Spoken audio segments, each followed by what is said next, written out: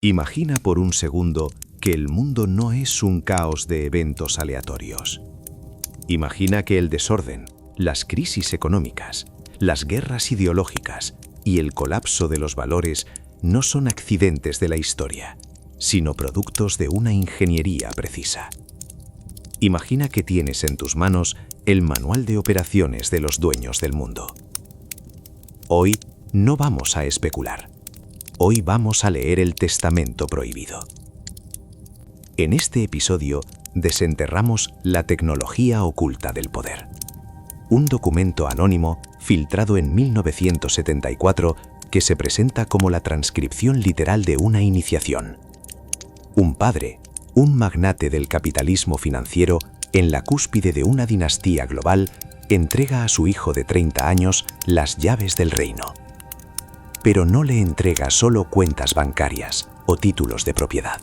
Le entrega el secreto más peligroso de todos, la mecánica exacta de cómo una élite minúscula esclaviza a una mayoría ignorante, utilizando sus propias leyes, su propio dinero y sus propias creencias en su contra. Lo que vas a escuchar está basado estrictamente en el texto de este archivo. No hay opiniones externas, no hay filtros morales.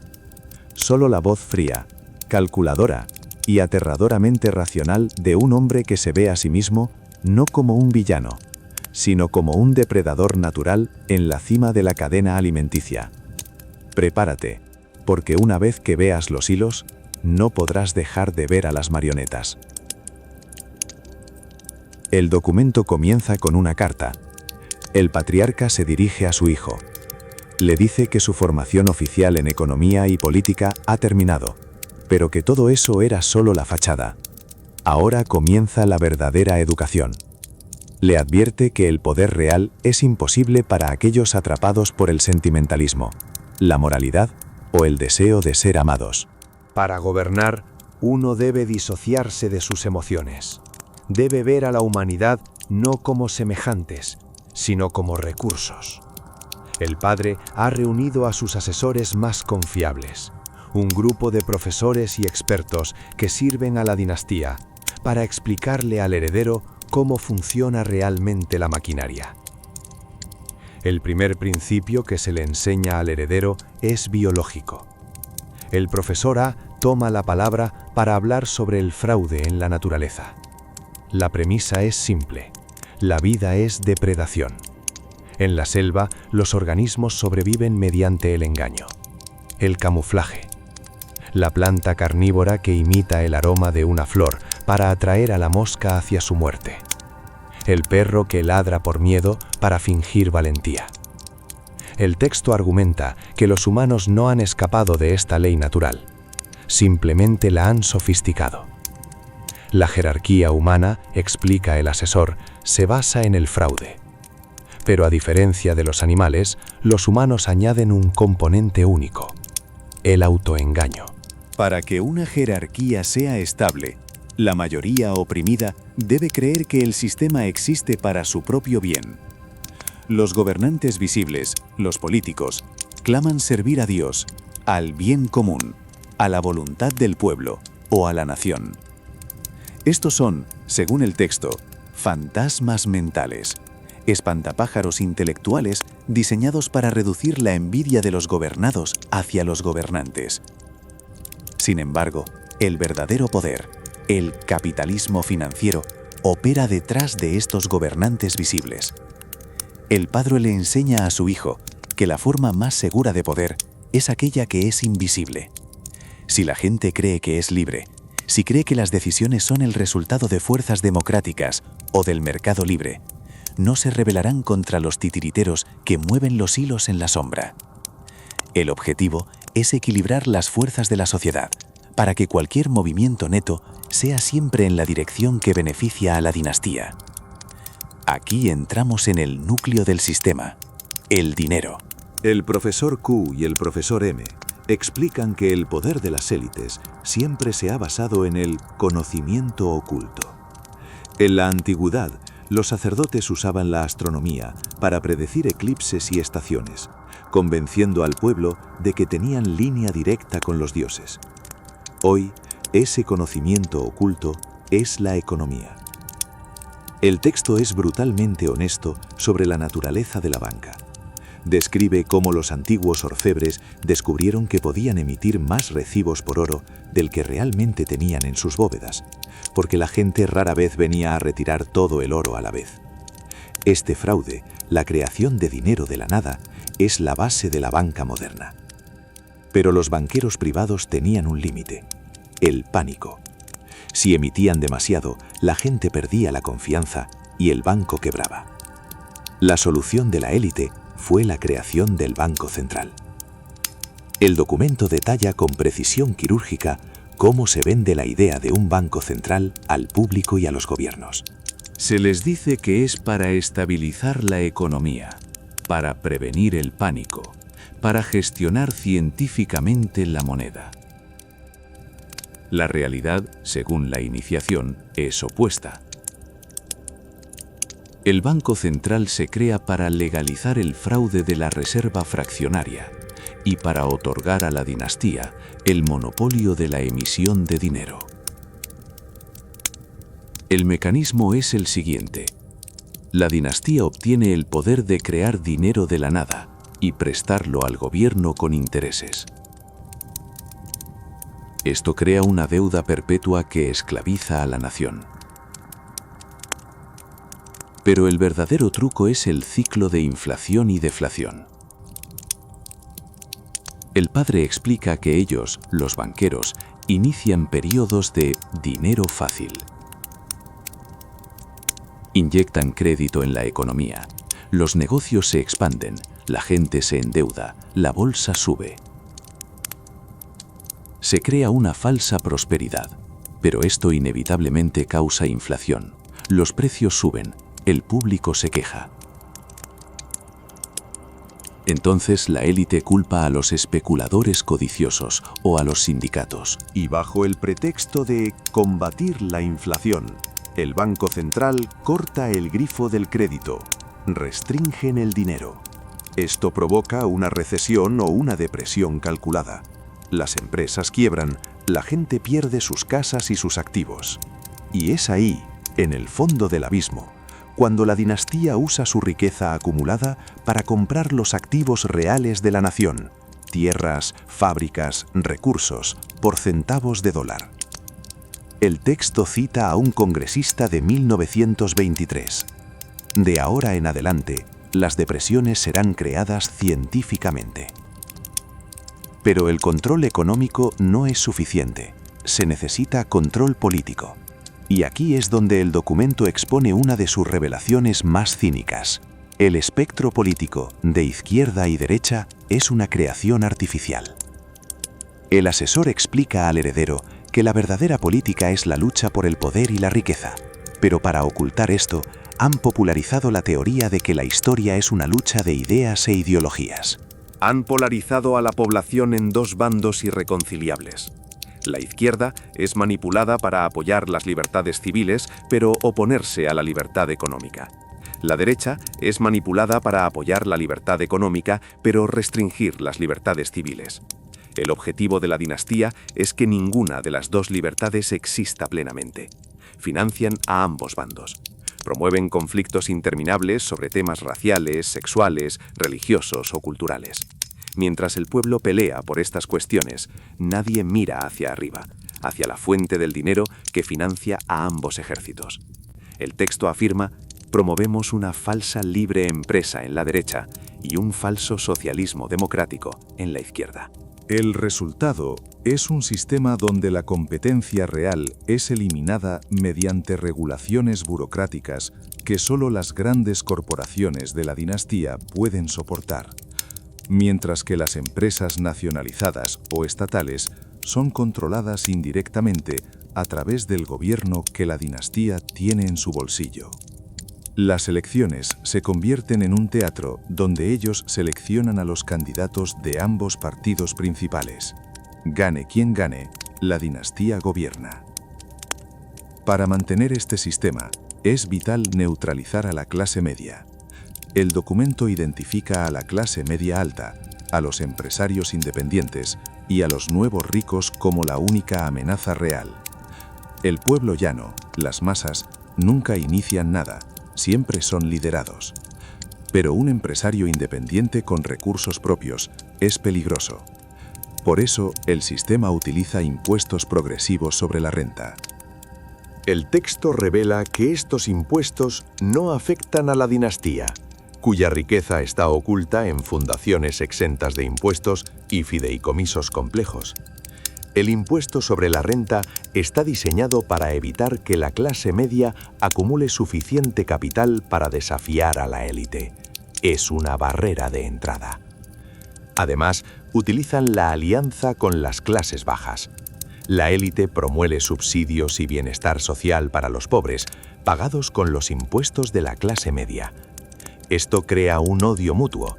La clase media odia a los pobres por vivir de sus impuestos y los pobres odian a la clase media por tener más que ellos. Mientras se odian entre sí, la élite permanece intocable en la cima. La educación pública es otra pieza maestra de esta tecnología oculta. El profesor D explica que el propósito de la educación universal no es ilustrar, sino moldear. Se busca inculcar la idea de que las instituciones actuales fueron creadas para el bien público. Se desalienta el individualismo robusto. Se promueve la adaptación social. Quieren engranajes, no motores. El texto es explícito. No queremos un sistema educativo que produzca individuos decididos a amasar gran riqueza y poder. Prefieren una educación que produzca técnicos competentes pero pasivos, o intelectuales que se pierdan en teorías estériles. Financian a teóricos educativos que promueven el colectivismo y la conformidad. Y para aquellos con energía agresiva, se fomenta la obsesión por los deportes y el entretenimiento, desviando su impulso de conquista hacia el voyerismo de ver a otros competir en un estadio o en una pantalla. Pero, ¿cómo se coordinan estos esfuerzos sin que parezca una conspiración obvia?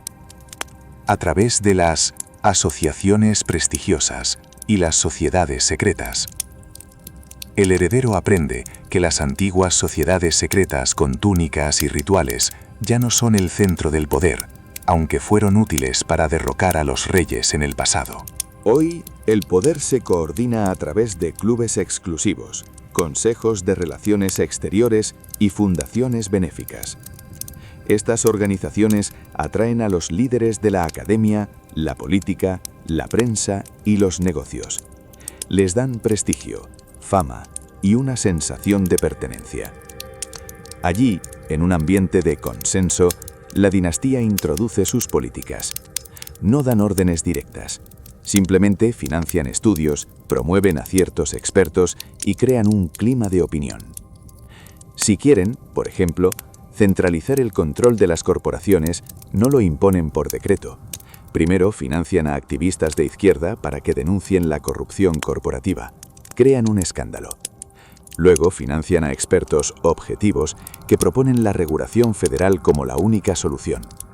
Finalmente, sus lobistas empujan la ley. La regulación se aprueba como si fuera la voluntad del pueblo, cuando en realidad fue diseñada para eliminar a la competencia pequeña, que no puede costear el cumplimiento de esas nuevas normas. Y ahora llegamos a la parte más oscura del documento. El profesor Y toma la palabra para hablar sobre las operaciones encubiertas y la inteligencia. Aquí, el texto abandona cualquier pretensión de civilidad. Describe a las agencias de inteligencia modernas, como la CIA, aunque no siempre las nombra por sus siglas, como sociedades secretas nacionalizadas. A diferencia de los Illuminati del pasado, que tenían que financiarse a sí mismos, estas nuevas sociedades secretas se financian con el dinero de los contribuyentes, bajo el escudo de la seguridad nacional. El documento afirma categóricamente que estas agencias no trabajan para el interés nacional ni para proteger al pueblo. Trabajan para la dinastía. Son su ejército privado y secreto. Se utilizan para desestabilizar regímenes que no cooperan, para espiar a rivales económicos y para asegurar el control de recursos globales. Pero lo más perturbador es la revelación sobre el crimen organizado. El texto plantea una pregunta. ¿Cómo es posible que toneladas de drogas crucen fronteras vigiladas sin ser detectadas? La respuesta del asesor es que no pueden. El tráfico de drogas a gran escala es una operación permitida y gestionada por facciones de la inteligencia estatal. La estrategia es doble. Por un lado, se aprueban leyes que hacen ilegales los vicios humanos, creando un mercado negro con precios de monopolio.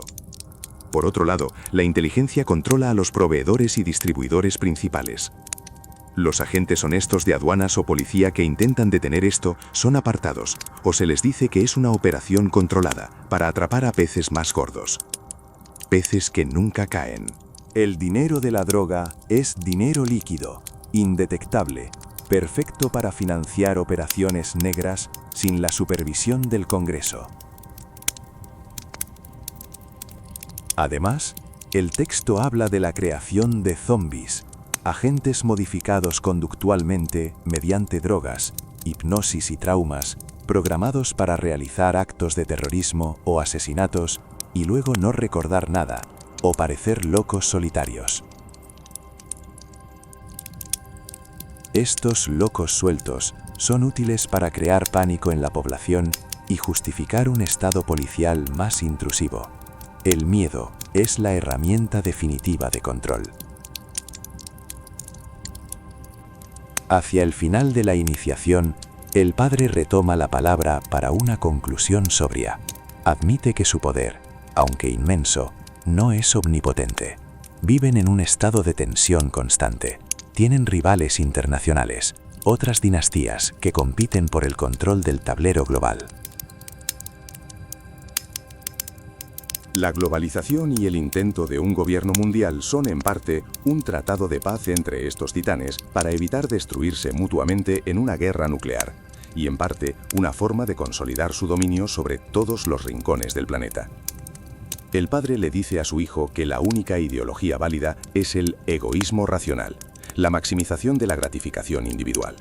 Todo lo demás, religión, patriotismo, altruismo, son herramientas para controlar a los demás. Le advierte que debe mantener la cabeza fría, que debe usar los fantasmas mentales de la moralidad para atar a las masas, pero nunca dejar que esos fantasmas entren en su propia mente. Conoce, quiere, atrévete y calla, cita el texto. El documento termina con una bibliografía, dividida cínicamente entre libros de izquierda y derecha, demostrando que la élite lee y entiende ambos lados mejor que sus propios seguidores. Lo que acabas de escuchar es la síntesis de una visión del mundo que hiela la sangre. No porque sea malvada en el sentido de una película de terror, sino porque es mecánicamente lógica.